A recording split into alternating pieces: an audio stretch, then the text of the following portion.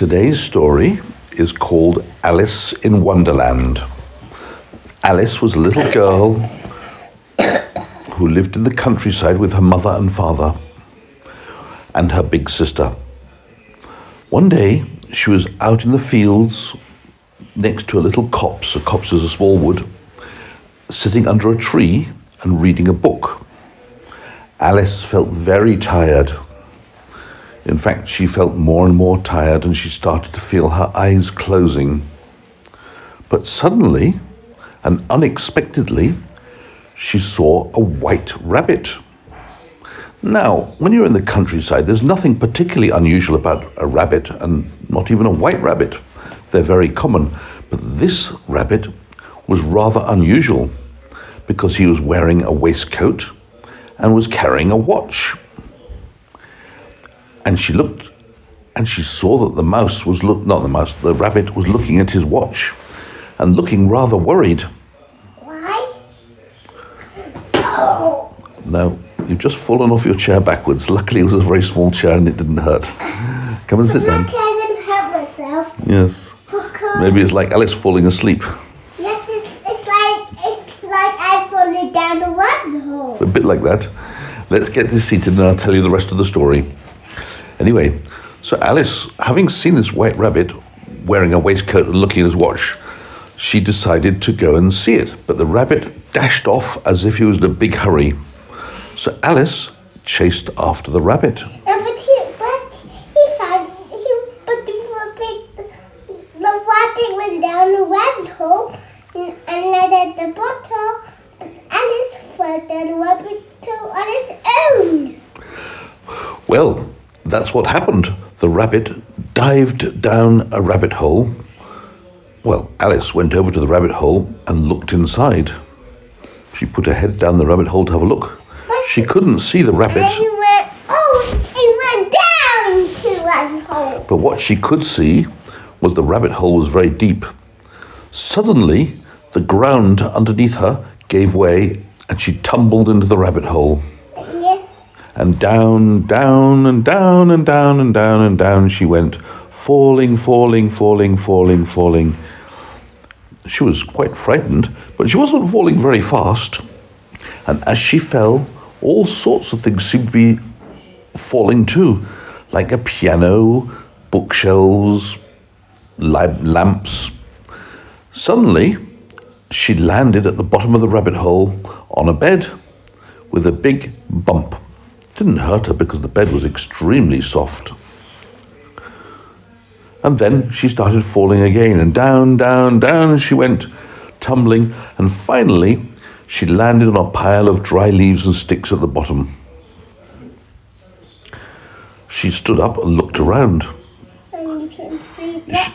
She was in a room. I can see lots of doors.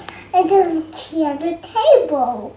And as she looked around, she noticed that there were a lot of doors. And there's also a table. And on the table there's a bottle called Drink Me. Exactly right. She looked around the room and there were lots of doors of varying sizes, from very big doors to middle-sized doors to very tiny doors. She started by trying the biggest door, but it was locked. And it's one all the doors. Then she tried the middle-sized door and it was locked. And then she tried the smallest door and it was locked too. So then she noticed the table, the glass table in the middle of the room with a key on it. So she went to get the key. It was a very small key. First she tried the key in the large stores, but it didn't work. He couldn't get it because he was little. He forgot to take the key. Well, first we're going to tell you what happened. Then she tried the key in the middle-sized doors, and it wouldn't fit the middle-sized doors. And last she tried the key in the very, very tiny door, and it opened it. So Alice put her head down to try and get through it, but she couldn't even get her head through because she was too big. The door was really only big enough to let a rabbit through. Yes. So she wondered how she could get through the door, because when she opened the door and looked through it, she could see the white rabbit scurrying around. I must follow that rabbit, she thought. The rabbit went through the little door, and then it was gone. And then she noticed that on the table there was a little bottle. And she looked at it, at the label on the bottle, and the label said, "Drink me." Well, she said, after all, this is a dream. You never know what might happen. So she put the key down on the table and she started to drink from the bottle. But oh no, as she drank, she got smaller and smaller and smaller until she was just the size of a rabbit in terms of how tall she was, maybe a bit bigger. And she realized she'd be able to get through the door, which was where the rabbit had gone. So she went over to the door and tried the handle, but it was still locked. Poppy, I forgot to take the key. So she thought, well, that's not a problem, I'll get the key. So she went back to the table, but then she realized she was so small, I couldn't get it. she couldn't reach up to the table. Yes. The key was on top of the glass table. Oh no, she thought, what can I do? Found a cake on the floor, could eat me. Then, under the table, in a little box, And there was with the word, there were some words written in the box, and the words were, "Eat me." eat me. So she thought, whatever. So she opened the box, and inside was some cake. And he said, I ate one bit of the cake and it became bigger and bigger. His head was bigger that, but then he got to, then he's at the top. Mommy, quiet. Anyway, so she ate a piece of the cake. And it went bigger. And finally, he spit it down, and then he was at the top. She became so big. Then he came with the sky, but then he couldn't go for the rabbit hole again. Exactly, she became so big, she bumped her head on the ceiling and she had to crouch down to fit in the room. Well, now she could reach the key, but she couldn't go through the hole, through the door. But he found a little. But then he took the key. Then he drank a bottle called Drink Me. But then he down and he turned the key. Then he went past the key. Well, luckily she hadn't finished the bottle, which was called Drink Me, so she drank a little bit of the liquid, and by drinking little bits of liquid and eating a little bit of cake at the right time, she managed to get herself back to just the right size to go through the little door. But this time, as she shrank, she remembered to take the key off the table, and then she went over to the door with the key and opened the door and went through it. And then she saw the white rabbit scurrying away. So she ran after the white rabbit. But pretty soon he disappeared. Then she came across a blue caterpillar sitting on a branch smoking a hookah. Hookah? Well, it's like a strange pipe which goes round and it blows letters. Well, he blows letters with his smoke. He sucks it in and blows letter A, which makes A, or B, which makes B, or C, which makes K. And he says to Alice, "Are you a clever girl?"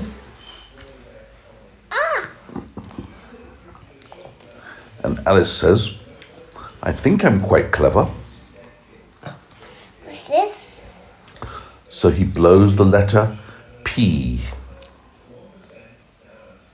and asks Alice, "Can you think of a word beginning with P?"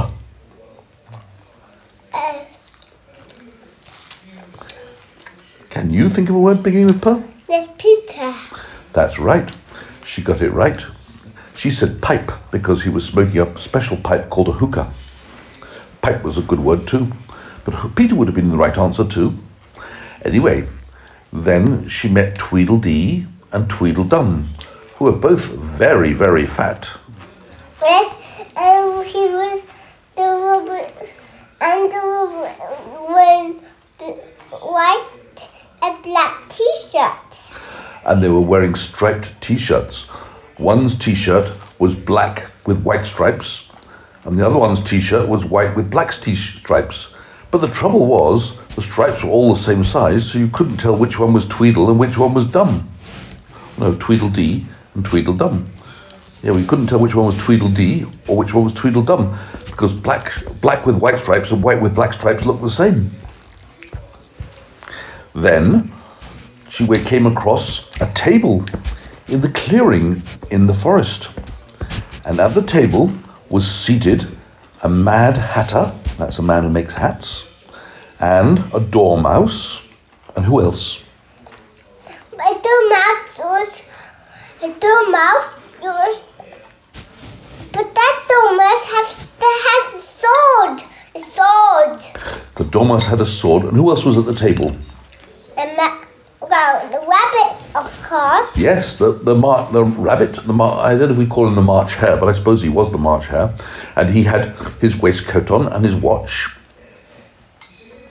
Well, Alice saw there was a spare place at the table, so she sat down. But immediately the Mad Hatter got very cross and said, No, there's no place at the table. You can't drink tea here. But she said, but there was a place just for me. Anyway, the Mad Hatter started throwing things. Then the Dormouse started throwing things. Then he took a big hammer and broke the rabbit's watch. The rabbit was very cross. Oh my goodness me, I'm going to be late, said the rabbit. Well, Alice had never seen such a thing in her life.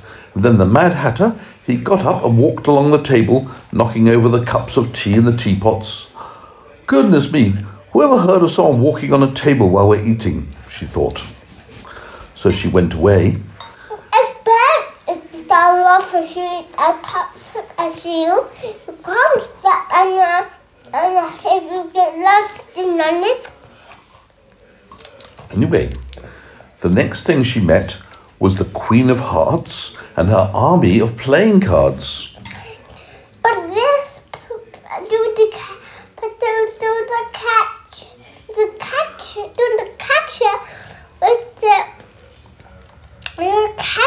the way bad, the way they can, the cat, the best is the best snacker, the best snacker. Oh, you mean the Bandersnatch? Yes, the best snacker wants to catch them. Oh yes, well, we're going to get to that bit. So as she walked through the forest, along came a very fierce Bandersnatch. And the Bandersnatch was chasing Tweedledee and Tweedledum and the March Hare and Alice and anything it could chase. And it had big, sharp, gnashing teeth. So Alice ran away. Also the robots. Well, there were lots of robots there. Robots? You mean playing cards?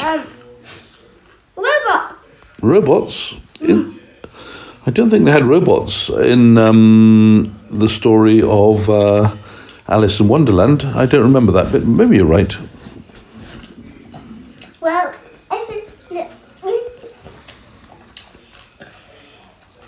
now,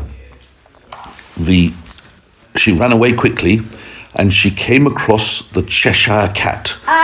Now, you know the cat's got a big smile and it's a disappearing cat.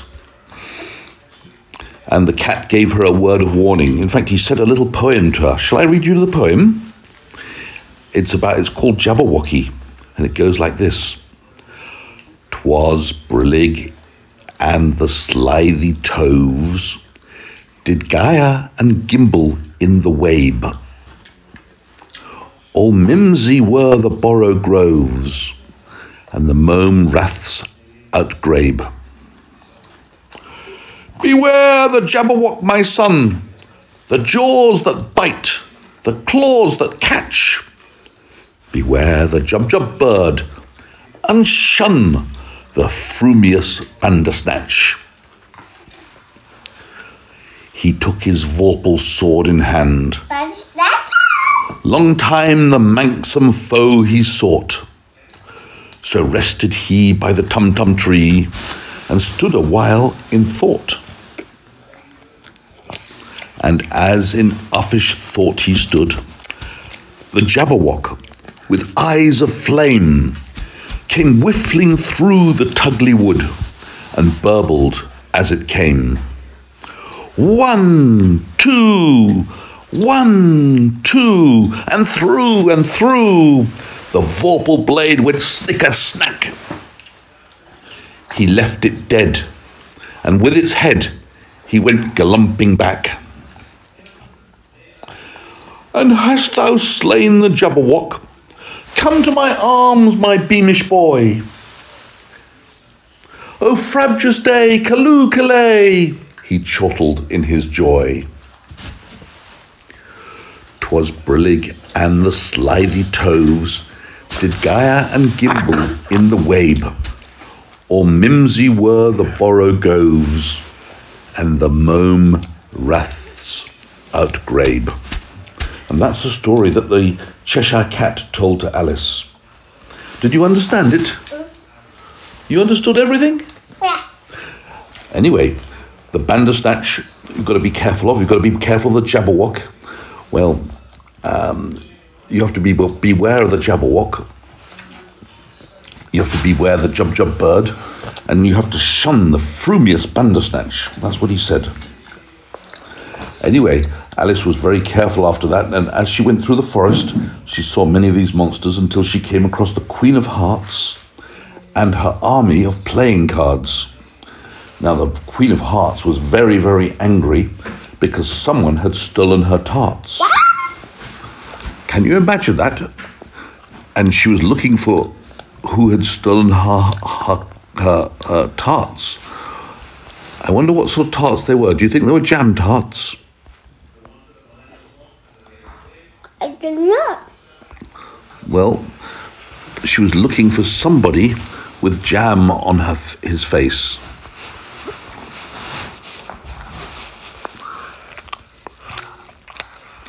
She looked at all the cards and she said to each card one by one, "Have you stolen my tarts?"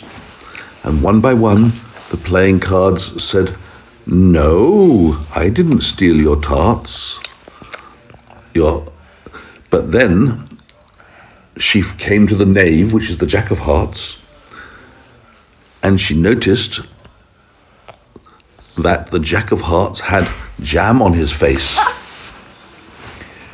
And she said, "You're guilty. Off with his head." Because that's what the Queen would say, the Queen of Hearts. She says, "Off with his head," when she wants to get rid of somebody. Now, shall I tell you how that came about? The story about the tarts is like this.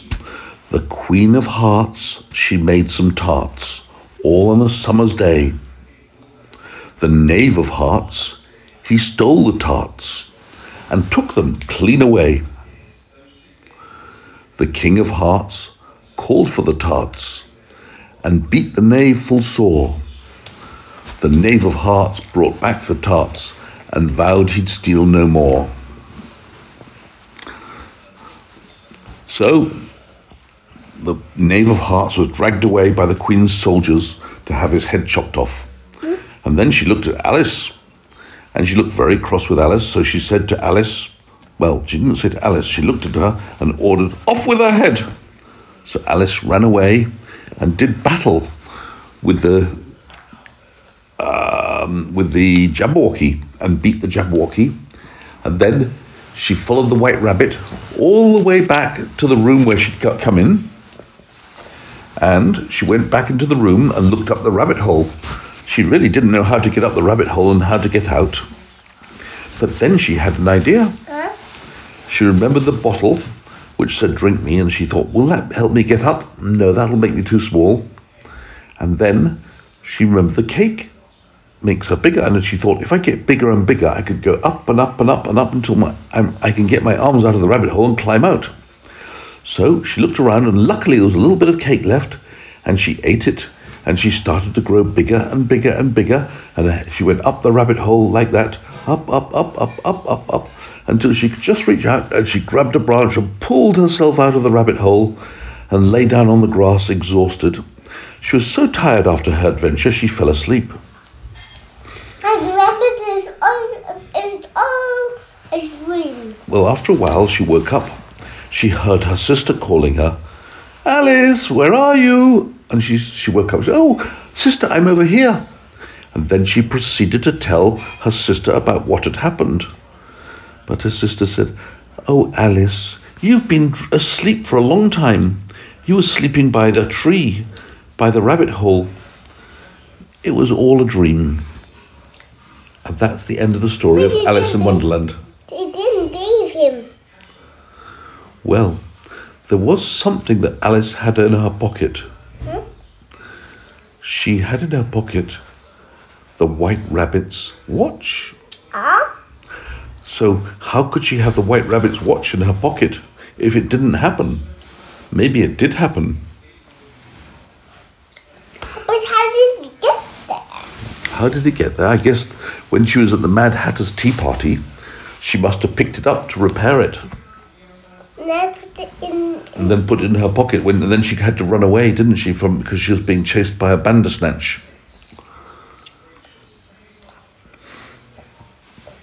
Well, that's the end of the story. I have to fall down. Oh, I did fall down.